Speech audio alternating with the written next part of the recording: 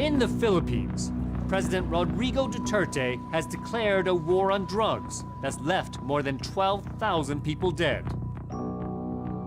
But they're not the only victims. Tens of thousands of people are languishing in jail as courts struggle to process a record number of drug arrests. I thought, where am I? Why am I here? I shouldn't be here. What is this place? I'm Steve Chow. On this episode of 101 East, we investigate the shocking conditions inside the world's most congested jails and the inmates trying to survive them.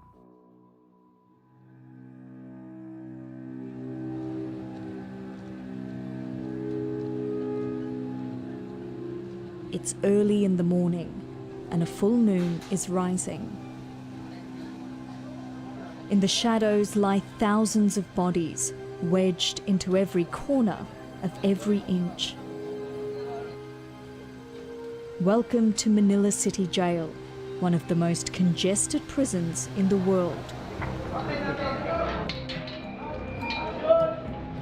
We've been given extended access here to find out why jails in the Philippines are so overcrowded and to meet the inmates who've been called monsters by their own government. So tell me about the jail, Mr. Bustinera. So we are in the south sector of the jail. J-Rex Bustinera is the jail's chief records officer. Even he is shocked by the conditions here. Right now, based on the United Nations minimum standard, our ideal capacity should be around 1,100 inmates. But the actual jail population right now is up to 6,300 inmates. That's almost 600% over capacity. We should be scared, because we can be outnumbered anytime. And that's not an exaggeration. According to international standards, there should be one guard for every 7 prisoners. The ratio here is 1 to about 200. To cope, officials have adopted some unusual solutions. I think the most unique is when we use the inmates to police other inmates. They elect their own leaders, and then we delegate some of our authority to their leaders. They act as marshals. They help us institute peace and order here.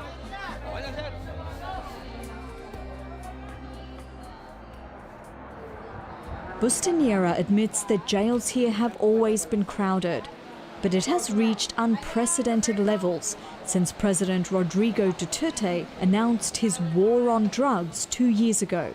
Our jail population has increased by 50% since 2016, where the time where he took office. 50%? Yeah, 50%.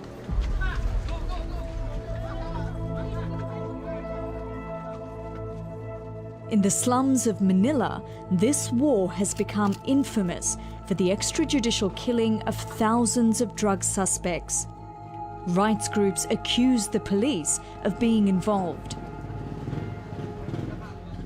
But look beyond the bloodshed, and you find tens of thousands of people who are incarcerated indefinitely after being arrested for drug crimes.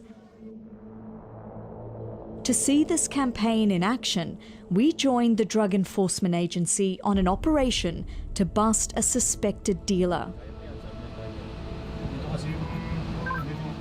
In a Manila parking lot, undercover agents are waiting in this car to buy crystal meth or shabu from the suspect. Sir, pumasok na, sir. Alerto pa rin na baka may bakal yung mukha mo. Yung blind. It's a tense wait as agents negotiate the deal. So we are still waiting for the pre-arranged signal. The driver of the car will push the hazard button. Suddenly, the lights flash, and the agents move in to make the arrest.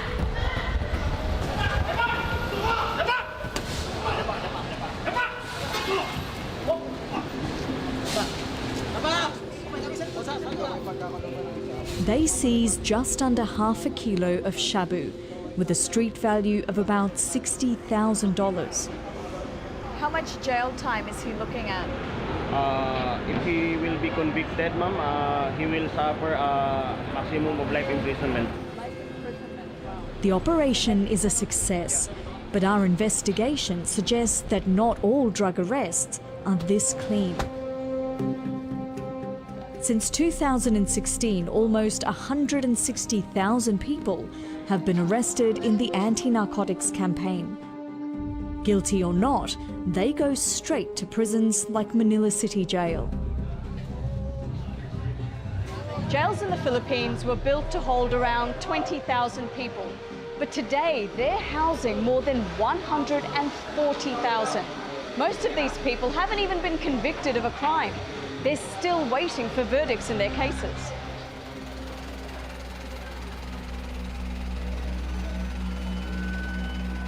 One of the inmates stuck in this limbo is Guillermo Busano. He's already spent more than 2 years here waiting for a verdict in his drug case. We meet him as he's heading to yet another court hearing. The first time I set foot inside here, I felt like I was being choked. I thought, where am I? Why am I here? I shouldn't be here. What is this place?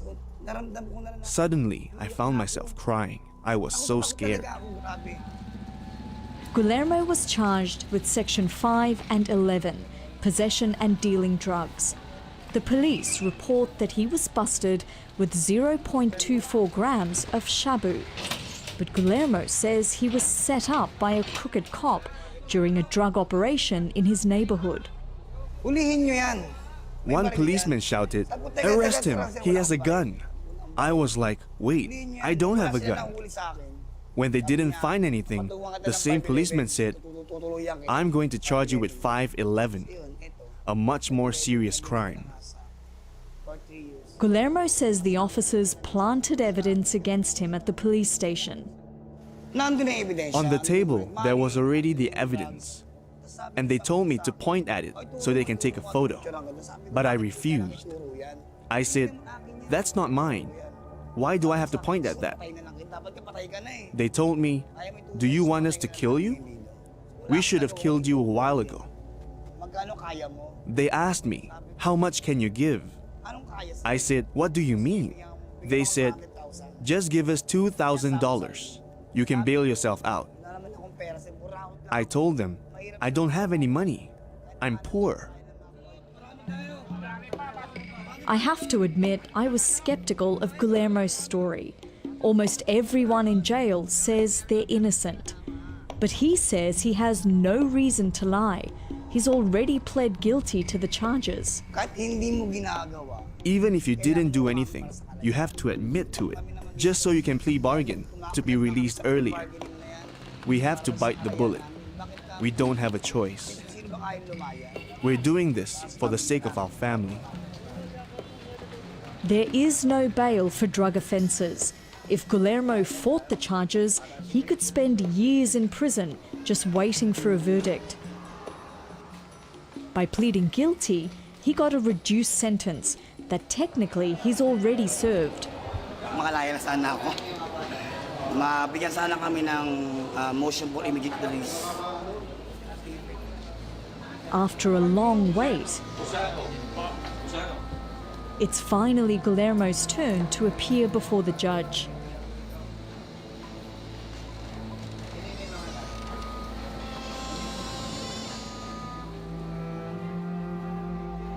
But within minutes, he's back out in the hallway. The judge did not grant his release. He still has to have a mandatory drug test to determine if he's an addict, and that could take months. Guillermo is devastated. He was sure he was going home to his family. Akala lang nila matibay ako. Yun lang akala nila. Akala lang nila malakas pa ako. Masakit, mabigat na rin. Lalo na ngayon, narating ang birthday ko. Sana lang. Kasi nga ayaw ko nga sila makita lang sa loob na birthday mo, batiin ka. Ayoko. mas masakit sa akin yung baka magbigti na ako. Guillermo's not the only one having a rough day at the court. How many people here are here for drugs cases? Raise your hand. Most people, okay. And how many people here had their hearings cancelled or postponed? Raise your hands. Okay. So all of these people had hearings scheduled, but as you can see, a lot of them never got to come before a judge. Every time a hearing is postponed, it prolongs the trial, adding months to an inmate's incarceration. The courts are so overstretched that this happens all the time, leaving people stranded behind bars for years. It's enough to push some to suicide.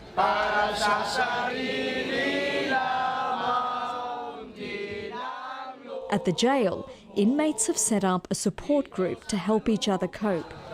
Good morning, family. Good morning! 6 months lang ang sentensya ko. Umabot na po ako sa 1 year, 6 months. So, Like most of the prisoners, many here were arrested for drugs. paghuli po sa akin, baling lang po. Wala naman. Parang planted lang po. Natutulog lang po kasi ako sa bangketa. Mula sa Ebanghelyo ni San Juan, These sessions are led by 58-year-old Rogelio Reyes. He's one of the prison's longest-serving inmates, with his trial dragging on now for more than 14 years. Hope, he says, is what's kept him alive. patuloy nagmagdasal, patuloy na magkaroon ng pag-asa, makakapiling din natin ang ating pamilya. Sa gitna man ng kalungkutan, sa gitna man ng mga paghihirap dito sa loob ng kulungan, may pag-asa pa rin. Rogelio was a decorated public servant working for the Manila City Council. But in 2004, he was charged with falsifying public documents and embezzling money, charges he says were politically motivated. What shall we do? Ma'am, we are very helpless here in the jail. What shall we do? Our hand were handcuffed. Have you ever been convicted of a crime? No conviction, no conviction. Most of the cases are acquitted. Talagang, ma'am, eto, ma'am, I really have evidence. Rogelio has been acquitted of over 20 cases, but he still has more than 50 pending. Today, he's meeting a jail paralegal to find out if his hearings can be fast-tracked. Sabi ko, akala ko nun, I will only be here about 2 years, ganyan. Ihinto ko sa pagbilang yung number of hearings ko, ma'am. I stop at 200 hearings.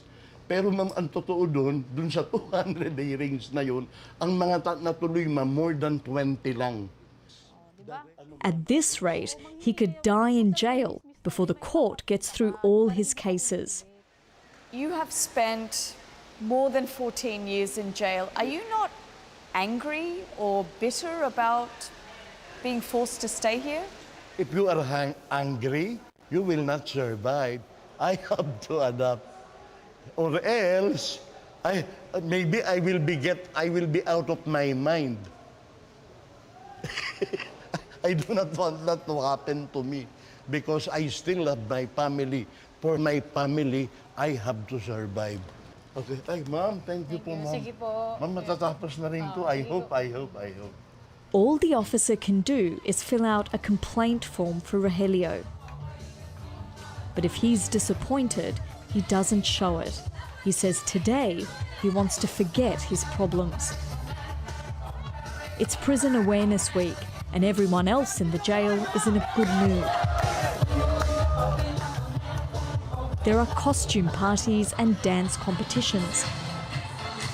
And Rogelio is leading the charge in Zumba. Families have also come to watch the festivities. They're allowed in here 6 days a week. Wives even get conjugal visits, and children get to spend time with their fathers. Many inmates tell me that this is the only thing that keeps them sane. Pero yung iba kasi, walang If people don't have visitors, they get depressed here. They start thinking too much. Lagi nilang iniisip. They always wonder why they don't have any visitors. But Guillermo doesn't allow his children to visit. He can't bear for them to see him behind bars. Hello, be. Okay lang. Kasama na. Pa! Hindi na kami. Apo. Apo. Guillermo says that even though he can't be with his children, he tries to be a good father, but it's not easy. Dadalang ka namin. Ng pera. Padala mo pera? Oo. Katrabaho wala? Oo. Pagdakay ko. Oo, sige. Responsible ng bilang isang ama. This is my responsibility as a father. Kasi ako, ma'am, di ko I never experienced my father's love. hindi ko naramdaman yung pagmamahal. Never felt his love. Hindi ko naramdaman. Pinamulat ko sa sarili ko. I promised myself, Pag nagkaanak ako, when I have kids, I will never let them experience what my father did to me.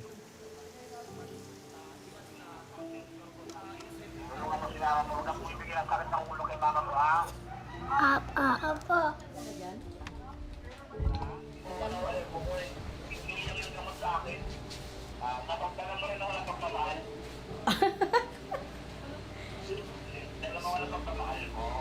Alam ko yun.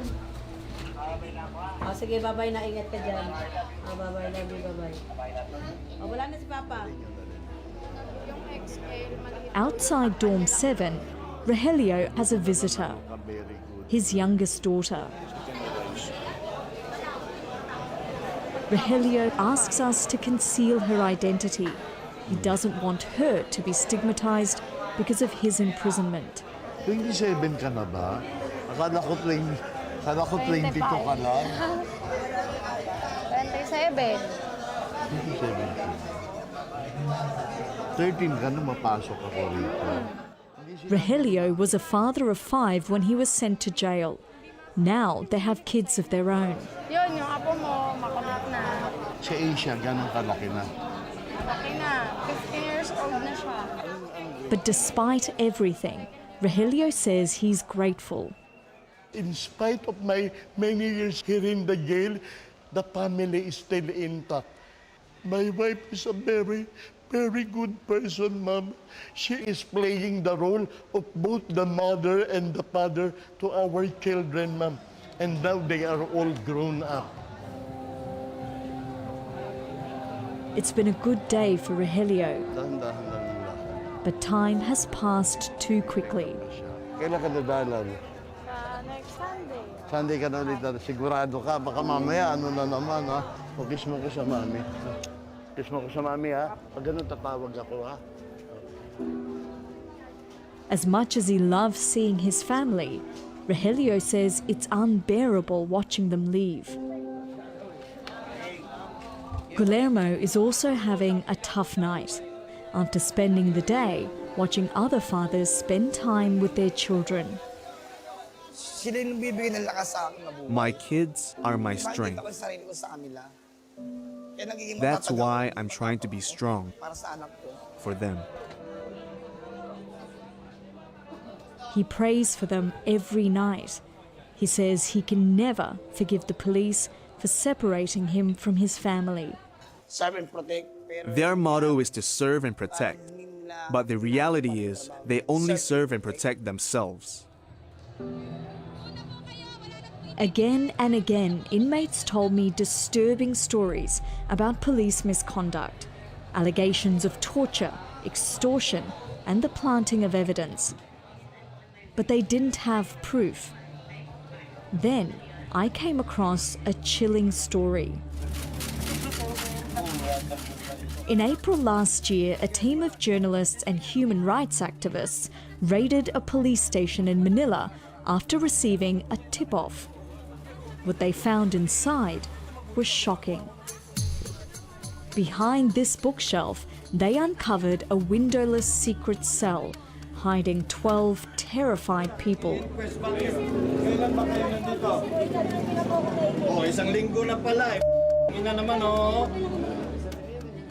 They were detained as drug suspects, but none of them had been charged with a crime. In fact, the station had no record of them at all.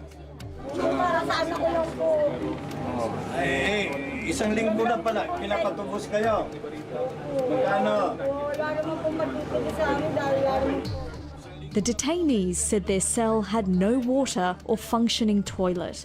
They were defecating in plastic bags. They said police had tortured them and demanded money for their release. Paano kang pinaplastic ang mukha? Paano kinokuryente? Paano kinokuryente ng ano? Ha?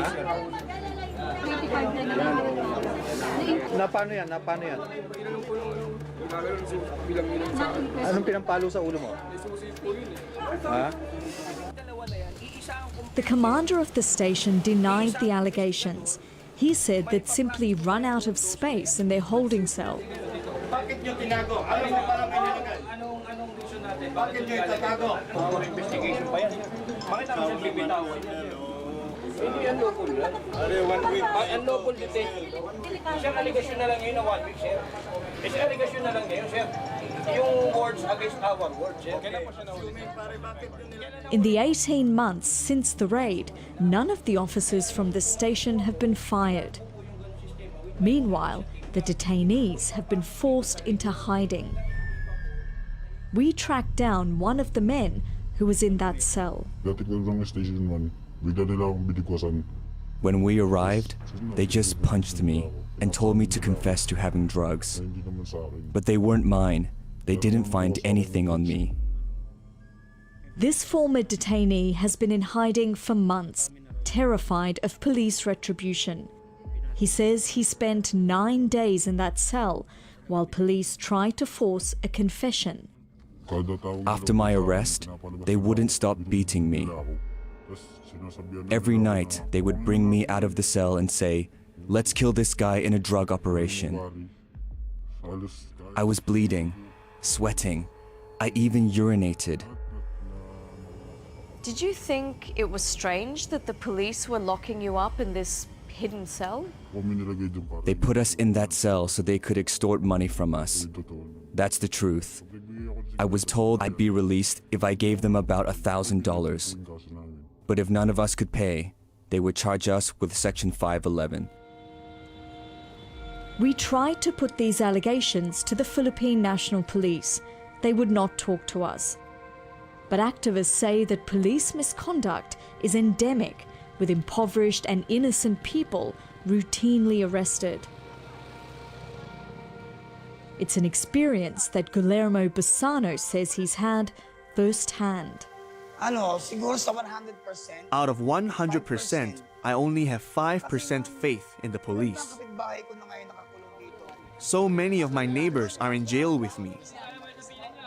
Our whole community is here. Guillermo says the police and the law have failed him. Even after pleading guilty and serving the sentence for a crime he says he didn't commit, he's still stuck in prison.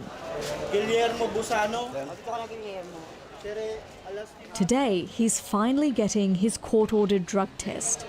He needs a clean urine sample and the green light from a doctor before he can be released.